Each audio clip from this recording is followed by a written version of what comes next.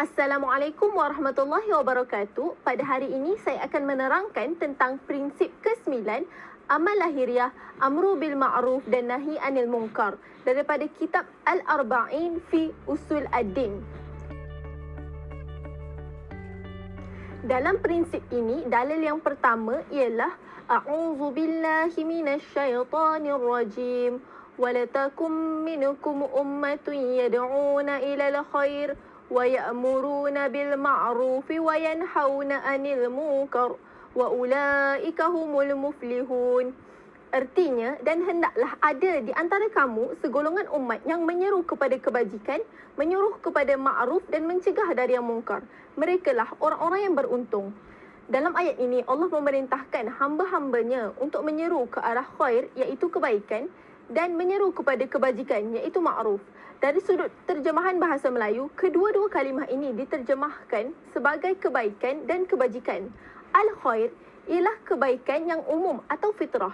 Ini bermaksud kebaikan tersebut ialah kebaikan yang tidak perlu difahami dan seperti bersedekah dan tolong-menolong. Sebaliknya, al-ma'ruf ialah kebaikan yang perlu difahami berdasarkan akal dan syarak. Ini bererti kebaikan tersebut harus dipelajari seperti solat dan sebagainya. Selain itu, ayat ini juga menyuruh umat Islam untuk mencegah dari yang mungkar. Sebagai contoh, menghalang orang daripada mencuri atau melakukan maksiat.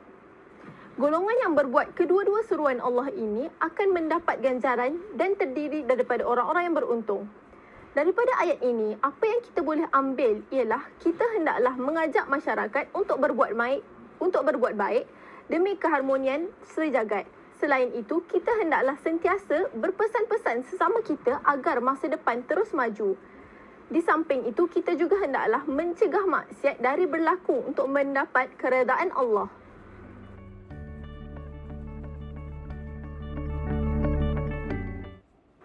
Seterusnya, dalil yang ada dalam prinsip ini ialah A'udzu billahi minasyaitonir rajim. Wal mu'minuna wal mu'minatu ba'duhum awliya'u ba'd ya'muruna bil ma'rufi wa yanhauna 'anil munkar. Artinya, dan orang-orang yang beriman, baik lelaki maupun perempuan, sebahagian mereka adalah penolong bagi sebahagian yang lain. Mereka menyuruh kepada ma'ruf dan mencegah dari yang mungkar. Surah At-Taubah ayat 71. Dalam ayat ini, apa yang kita boleh faham ialah orang-orang mukmin menjadi pembantu agama bagi mukmin yang lain. Hal ini bermaksud orang-orang mukmin bertanggungjawab untuk menasihati sesama masing-masing untuk menegakkan agama. Dalam hal ini, golongan tersebut akan menyuruh ke arah kebaikan dan mencegah kemungkaran. A'udzu billahi minasyaitonir rajim. Kanu la yatanahawna an munkarin fa'aluh labi'sa ma kanu yaf'alun. Artinya, mereka Bani Israel satu sama lain selalu tidak melarang tindakan mungkar yang mereka lakukan. Sesungguhnya amat buruklah apa yang selalu mereka lakukan itu. Surah Al-Ma'idah ayat 79. Dalam ayat ini, Allah memberi contoh Bani Israel yang tidak melarang perbuatan mungkar yang berlaku di kalangan mereka. Mereka tidak menegur sesama mereka dan hanya melihat kemungkaran yang berlaku di depan mata mereka. Hal yang demikian bererti mereka meninggalkan amal ma'ruf dan nahi mungkar. Allah berfirman bahawa perbuatan mereka amatlah buruk. Hal ini menjadikan Allah mungkar dengan mereka. Daripada kedua-dua ayat ini, apa yang kita boleh faham ialah kita haruslah menggalakkan kerja-kerja dakwah untuk menunaikan tanggungjawab kita sebagai umat Islam. Selain itu, kita hendaklah saling mengingatkan antara satu sama lain agar pegangan tauhid kita kekal teguh. Di samping itu, kita haruslah mengambil iktibar dari umat-umat yang terdahulu agar kita tidak mengulangi kesilapan tersebut. Abu Bakar As-Siddiq radhiyallahu anhu berkata dalam salah satu khutbahnya, "Wahai manusia, sesungguhnya kamu telah membaca ayat ini tetapi kamu menakwilkannya dengan takwil yang berbeza-beza." Ayat tersebut ialah A'udzu billahi minasyaitonir rajim. يا أيها الذين آمنوا عليكم أنفسكم لا يضركم ما ضل إذا اهتديتم. Artinya, wahai orang-orang yang beriman, jagalah dirimu. Tiadalah orang yang sesat itu akan memberi mudarat kepadamu apabila kamu telah mendapat petunjuk. Surah Al-Ma'idah ayat 105. Di sebalik ayat ini ialah, pada suatu hari, semasa Khalifah Abu Bakar As-Siddiq memberi khutbah, beliau berkata, ramai yang mentafsirkan ayat tersebut dengan pelbagai makna. Ayat ni, dia memerintahkan hamba-hambanya yang mukmin agar mereka memperbaiki diri dan mengerjakan kebaikan dengan segala kemampuan dan kekuatan yang mereka miliki. Allah memerintahkan agar mereka teruskan memperbaiki diri, justru berkata, barang siapa yang memperbaiki urusannya, maka bala yang menimpa orang lain tidak akan membahayakannya, baik dia sebagai kerabatnya ataupun orang yang jauh darinya.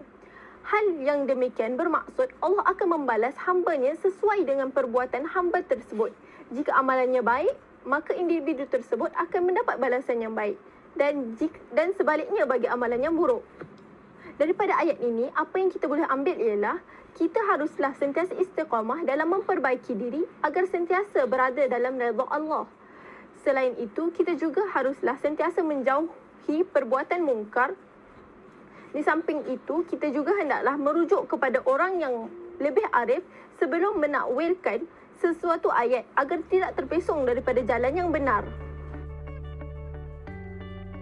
Abu Bakar As-Siddiq menerangkan dalam khutbahnya bahawa ayat 105 surah Al-Ma'idah tidak mengandungi pengertian yang membolehkan meninggalkan amal ma'ruf dan nahi mungkar. Dengan kata lain, amal ma'ruf dan nahi mungkar tetap dilaksanakan jika mampu.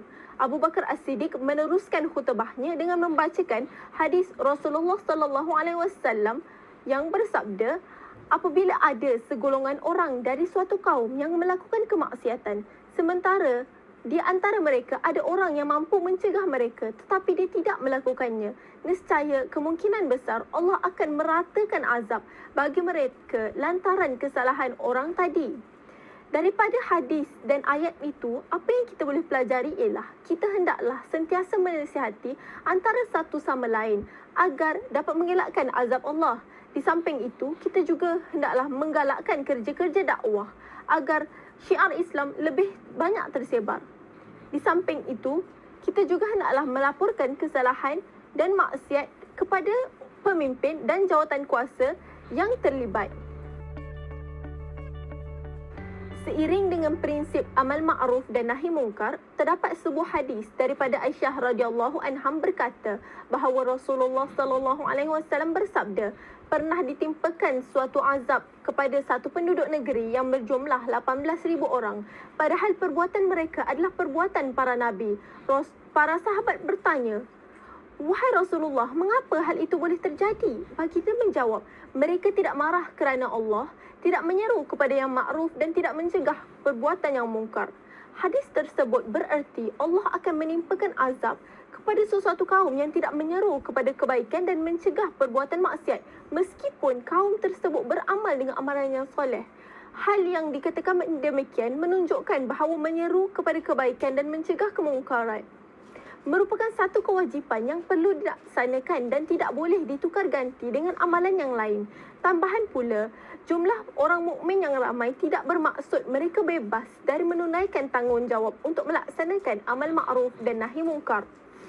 Daripada hadis ini, apa yang kita boleh pelajari ialah kita hendaklah menyuruh orang lain untuk melakukan kebaikan di samping melakukan kebaikan bagi diri sendiri. Selain itu, kita juga hendaklah mencegah maksiat dengan pelbagai cara agar mudah diterima oleh orang ramai. Di samping itu, kita haruslah menggalakkan kerja-kerja dakwah agar ia boleh sampai kepada lebih ramai orang. Huraian bagi prinsip ini ialah setiap orang yang melihat perbuatan mungkar namun tidak mencegah dan hanya membiarkannya, maka dia termasuk di dalamnya. Orang yang mendengar umpatan pun termasuk pelaku yang mengumpat.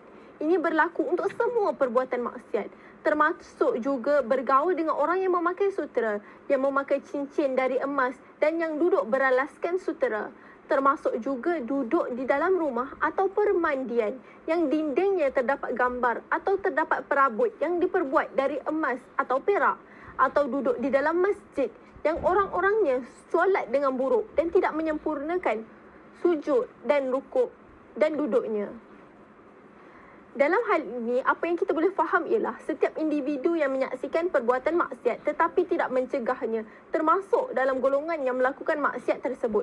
Sebagai contoh, orang yang dengar umpatan dari kalangan orang yang mengumpat. Selain itu, orang yang bergaul dengan pelaku maksiat juga dikatakan bersubahat, seperti orang yang bergaul dengan lelaki yang memakai sutera dan cincin emas. Di samping itu, individu yang duduk di tempat yang berlakunya maksiat dan bersama orang yang melakukan maksiat juga dikatakan sebahagian daripada golongan yang melakukan maksiat tersebut. Misalnya, orang yang duduk di dalam rumah yang mempunyai gambar dan perabot daripada emas atau perak serta duduk bersama orang yang tidak menyempurnakan solat. Daripada ayat ini, apa yang kita boleh pelajari ialah kita haruslah bijak menilai situasi agar kita tidak terjebak dengan dosa yang kita sendiri tidak tahu. Selain itu, kita juga haruslah mengelakkan diri dari bersubahat dengan orang-orang yang melakukan maksiat. Di samping itu, kita juga harus teguh dalam pendirian agar kita dapat mengelakkan tempat-tempat yang di mana berlakunya maksiat. Maka di tempat pemberian nasihat yang sedang berlangsung pembicaraan bid'ah di dalamnya atau di tempat yang pembincangan atau debat yang sedang terjadi ungkapan yang menyakiti hati dan tidak beradab dengan membodoh-bodohkan dan mencela, ringkasnya orang yang bersubahat dengan orang yang melakukan maksiat akan bertambah banyak maksiatnya walaupun dia mampu menjaga dirinya sendiri, kecuali dia meninggalkan sepenuhnya dan tidak mempedulikan kerana Allah. Daripada petikan ini, apa yang kita faham ialah individu yang duduk di tempat yang baik tetapi ada perbuatan yang melanggar syarak berlaku di tempat itu juga termasuk dalam kalangan orang yang melanggar syarak tersebut. Contohnya, individu yang berada di tempat ceramah tetapi ada perbincangan bid'ah atau di tempat debat yang berlaku pencelaan. Kesimpulannya, orang yang bersubahat dengan pelaku maksiat akan mudah terpengaruh untuk melakukan maksiat.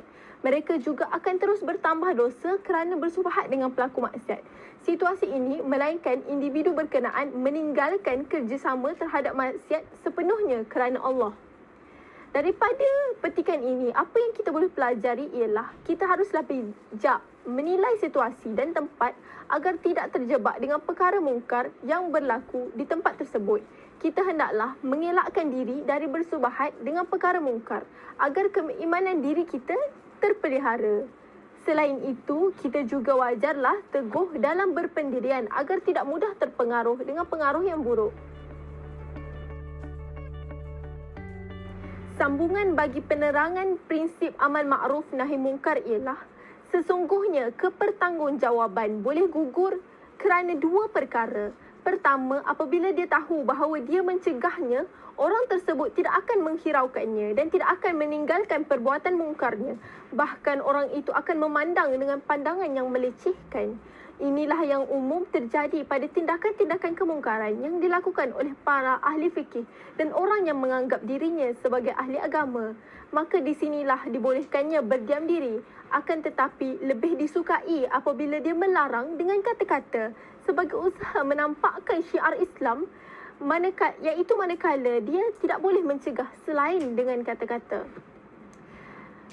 Apa yang kita faham daripada petikan ini ialah tanggungjawab untuk menyeru kepada kebajikan dan mencegah kemungkaran boleh gugur disebabkan oleh dua perkara.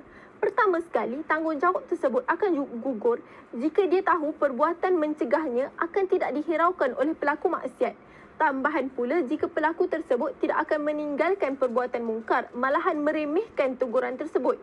Secara umumnya, perkara ini berlaku kepada perbuatan mungkar yang dilakukan oleh ahli fikih dan orang yang menganggap dirinya sebagai ahli agama.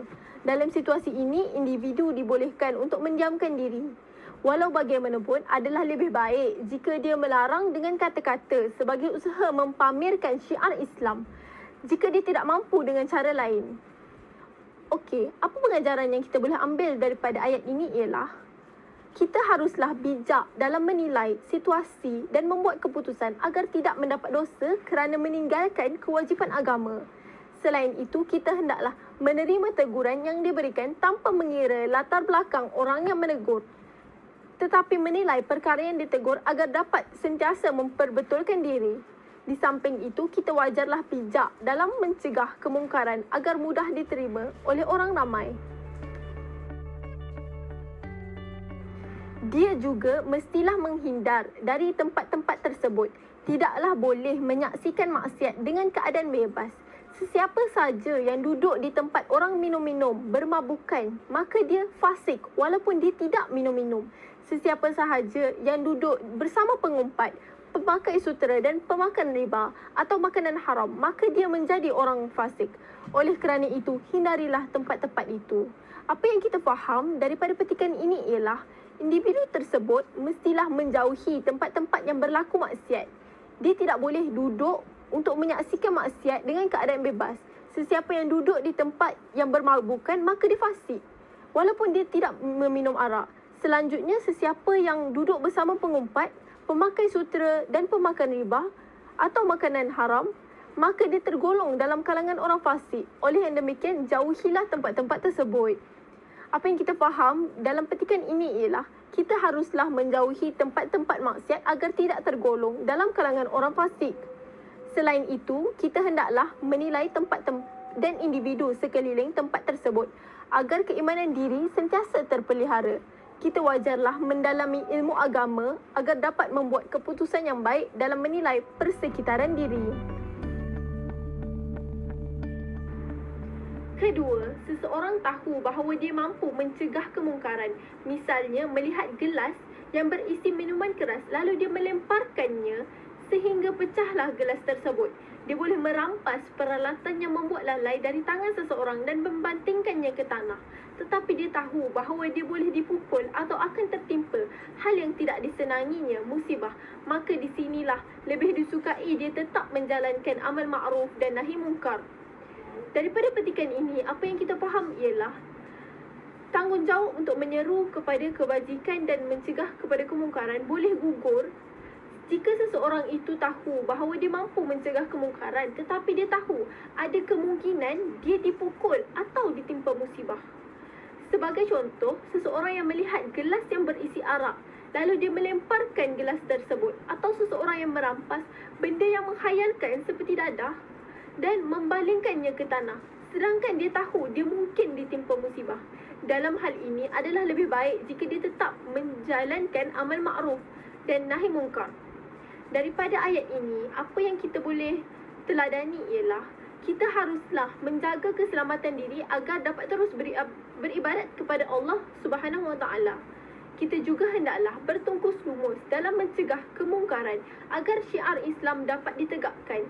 Kita wajarlah kreatif dalam menggunakan pelbagai cara untuk mencegah maksiat agar cara tersebut efektif dalam mengelakkan maksiat dari berlaku. Dengan ini berakhirlah penerangan saya tentang prinsip ke-9 amal lahiriah, amar bil ma'ruf dan nahi anil munkar. Sekian, itu sahaja daripada saya. Terima kasih.